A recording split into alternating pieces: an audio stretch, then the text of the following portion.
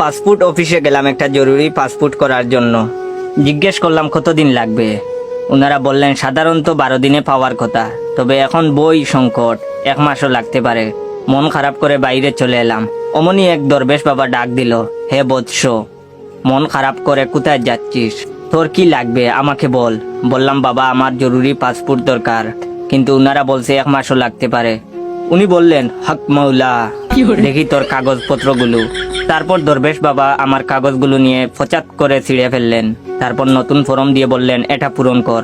আমি বললাম বাবা আমি তো অরিজিনাল কুমিল্লার রসমালাইয়ের মতো খাঁটি ফার্স্ট ক্লাস গেজেটেড কর্মকর্তা দিয়ে সত্যায়িত করে এনেছিলাম, এখন আবার গেজেটেড কর্মকর্তা পাবো কোথায়?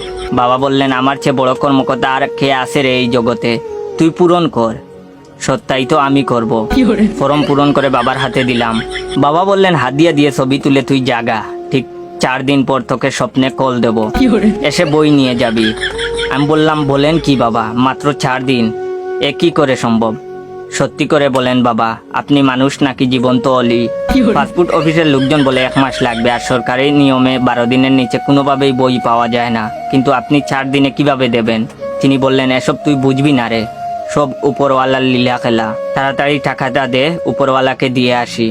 6,500 সরকারি ফি আর বাবার হাদিয়া 8,000, মোট 14,500 টাকা দিলাম। বাবা কাগজপত্রগুলো নিয়ে উপরওয়ালার কাছে চলে গেলেন। এই টাকার বাঘ বাবা একা নেবেন না, বাঘ পাবেন বাবা, তার বাবা পর্যন্ত। বাবাকে জিজ্ঞেস করেছিলাম পুলিশ বাড়িতে যাবে না ভেরিফিকেশন করতে? বাবা বললেন তুই তো বেরি বোকা লোক রে, পুলিশের 2 চোখ 2টা খচখচে নোট দিয়ে চাপ দিয়ে একটা ফু দেব, অমনি তোর বাড়িঘর স্বপ্নে ভেরিফিকেশন করে ফেলবে। সব উপরওয়ালার লীলা খেলা রে, হক মৌলা। ঠিক 4 ওয়ার্কিং ডে এরপর আজকে বাবা কল দিলেন, আয় বৎস পাসপোর্ট নিয়ে যা।